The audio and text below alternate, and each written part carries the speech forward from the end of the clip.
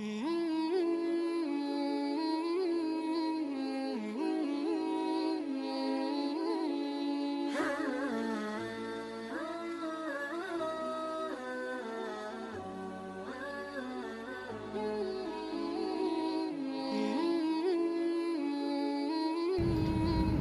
वालेकुम दोस्तों, इंसान की एक कमज़ोरी हमेशा से रही है और वो कमज़ोरी है उसकी हमेशा की ज़िंदगी, उसकी ये ख्वाहिश जो वो अपने अंदर हमेशा से लिए फिरता चला आ रहा है। ये ख्वाहिश उसके अंदर इंसान के इर्तिका से शुरू हुई और इंसान की इंतहा तक चली रहेगी। मतलब इंसान की इब्तिदा से शुरू होने वाली ये ख्वाहिश इंसान की इंतहा तक उसके साथ जारी रहेगी। और कभी हमें उसकी ये ख्वाहिश नज़र आती है कि जब औलाद की शक्ल में वो अपने नस्ल को आगे चलता हुआ देखता है और वो ये समझता है कि ये उसकी अपनी ज़िंदगी है जो कि आगे की तरफ मूव कर रही है।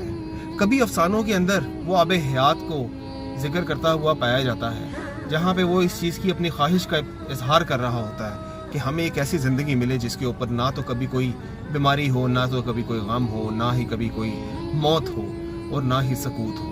एक ज़िंदगी, एक हरकत, एक हरारत उसके अंदर मौजूद रहे। ये ऐसी ख्वाहिश है जिसकी इब्तिदा और इंतहा हर चीज़ इंसान इस चीज़ के पीछे भागता है। यही वो ख्वाहिश थी जिसको मद्देनजर रखते हुए शैतान ने इंसान को, नस्ल इंसानी को भड़काया और उसे कहा कि वो बेहताबिये ज़र, बेहताबिये अफराते जो आपके खाने पीने की अशिया हैं, जो ज़राए हैं, उन तमाम चीज़ों के ऊपर कब्ज़ा करना शुरू करें, उन रिसोर्सेज के ऊपर कब्ज़ा करना शुरू करे, ज़मीन के ऊपर कब्ज़ा करना शुरू करे ताकि उसकी औलाद को आगे बेहताबी मिल सके। ये वो बीज था, ये वो गंदम का दाना था, ये वो फल था जो कि नस्ल इंसानी ने खा लिया और उसको खाने के बाद उसके साथ जो हुआ वो सब जानते हैं। उसकी वो तमाम कदर मंजिलत गिर गई, उसकी वो तमाम जन्नती माहौल ख़त्म हो गया और वो एक ऐसी दुनिया के अंदर आ गया जहाँ पे सिर्फ और सिर्फ उसके लिए मसाइब थे। और मसाइब का आलम यह था कि हर इंसान दूसरे इंसान से छीनता था। वो बेशक ज़र है, वो बेशक ज़मीन है, वो बेशक खुर्दोनोश की अशिया है, वो ज़राए हैं ऐसे तमाम जिससे नशोनुमा इंसान की ज़िंदगी की हो सकती है, इंसान के जिस्म की नशोनुमा हो सकती है। उन सब के ऊपर कब्ज़ा ये चीज़ इंसान के अंदर डाल दी गई। दोस्तों, जब हम देखते हैं कि इंसान पैदा हुआ तो क्या लेके पैदा हुआ। इंसान जब पैदा हुआ तो वो अपने एक जिस्म के साथ, अपनी जान के साथ और अपनी रूह के साथ पैदा हुआ। इंसान के अंदर एक तो जान पाई जाती है और एक रूह पाई जाती है। ये दोनों दो डिफरेंट चीज़ें। जान वो चीज़ है जो जानवरों में भी पाई जाती है।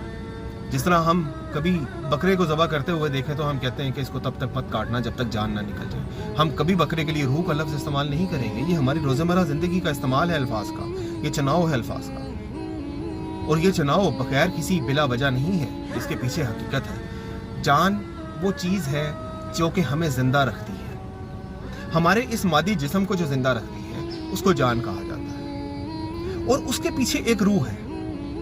रूह कुरान करीम के अल्फाज में इसको रूह खुदाबंदी कहते हैं, इकबाल के अल्फाज में इसको ज़ात या खुदी कहते हैं, और बहुत से दूसरे उलमा के मुताबिक और बहुत से मुफक्किरों के मुताबिक इसको ईगो का नाम भी दिया जाता है।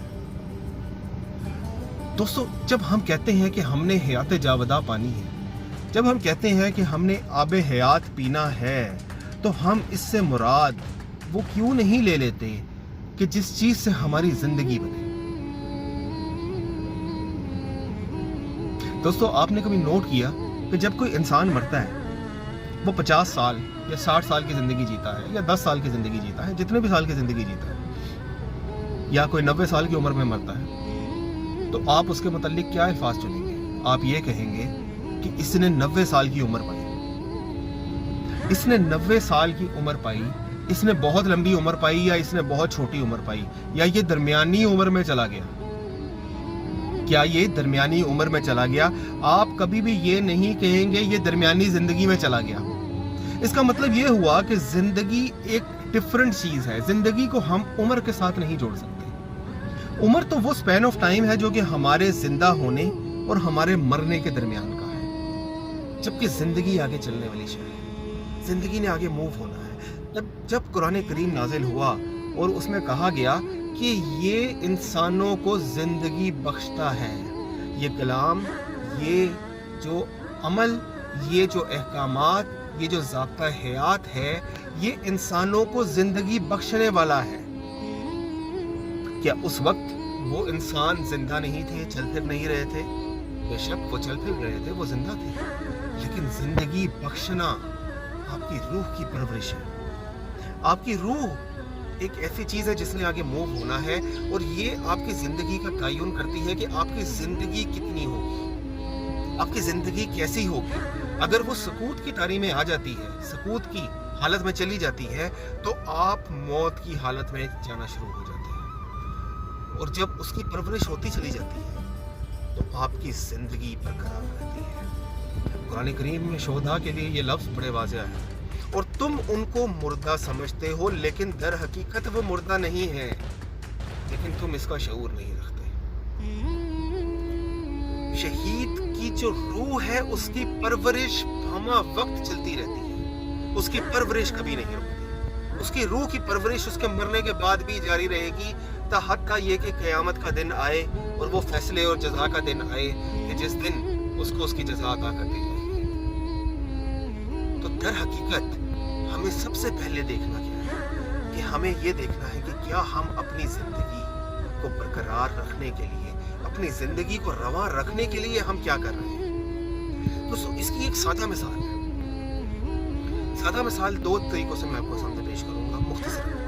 पहली चीज़, दो आदमी जंगल में चले जा रहे हैं। जंगल में जाते हुए उनको कई दिन गुजर गए और उनके पास अशिया खुर्दनोश खत्म हो गई। रास्ते में उनको एक रोटी का टुकड़ा मिला, बड़ा टुकड़ा। अब ज़ाहिरी बात है, उन दोनों में से जो भी वो रोटी का टुकड़ा खाएगा उसकी परवरिश होगी जिस्म की। अब होता यह है कि एक शख्स दूसरे शख्स को देता है और वो कहता है कि तुम खा लो, और खुद इसार से काम लेता है, खुद कुर्बानी से काम लेता है। तो इस जगह पे परवरिश तो होगी जिस्म की, उस शख्स की जो रोटी का टुकड़ा खाएगा, लेकिन उस शख्स की रूह की परवरिश होती चली जाएगी जिसने इसार किया, जिसने कुर्बानी की। दोस्तों, एक तो वाज़ेह मिसाल है। दूसरी, हमारी रूह की जो परवरिश है, जो हमारी जिंदगी की इब्तिदा है, जो हमारी जिंदगी की रवानी है, या जो हयात जाबदा है, उसको पाने के लिए हमें सरनगू होना पड़ेगा। और वो सरनगू हमें किसी इंसान के सामने नहीं होना, हमें किसी बादशाह के सामने नहीं होना, किसी निज़ाम के सामने नहीं होना जो इस वक्त जारी है। हमें सिर्फ एक निज़ाम, जिसको निज़ाम खुदाबंदी कहते हैं, उसके आगे सरनगू होना है। जिसके बारे में इकबाल ने कहा कि एक सजदा जिसे तो समझता है गिरा, हजार सजदों से देता है आदमी को निजात। तो दर हकीकत आपने अगर अपनी जिंदगी की परवरिश करनी है, अगर आपने हयात जावदा को पाना है, अगर आप हमेशा की जिंदगी चाहते हैं, जिंदगी, तो उसके लिए आपको निज़ाम हयात चुनना पड़ेगा। और वो निज़ाम हयात हमारे सामने मुकम्मल शक्ल के अंदर कुरान करीम में मौजूद है, जो कि नबी अकरम सल्लल्लाहु अलैहि वसल्लम की वसातत से हमें रिसीव हुआ। आज वो एक मुकम्मल किताब हमारे पास मौजूद है। आज अगर आप उसको जानें, उसको पढ़ें, सिर्फ उसके सवाब की नीयत से मत पढ़ें। सवाब तो दर हकीकत कहते ही किसी अच्छे अमल के अच्छे नतीजे को है। तो आप उसको उस तरीके से पढ़ें जिस तरह उसको पढ़ने का हक है। उसको समझें, उसको जानिए कि अल्लाह आपसे उसमें क्या कहना चाहता है, और आप सरनगू होते चले जाएं, सरनगू होते चले जाएं उसके अंदर अल्लाह के अहकामात के आगे, ताकि आपकी जिंदगी और आपको हयात जावेदा मिले, और ऐसी हयात जावेदा मिले जिसकी कोई इख्तिताम ना हो। Thank you very much.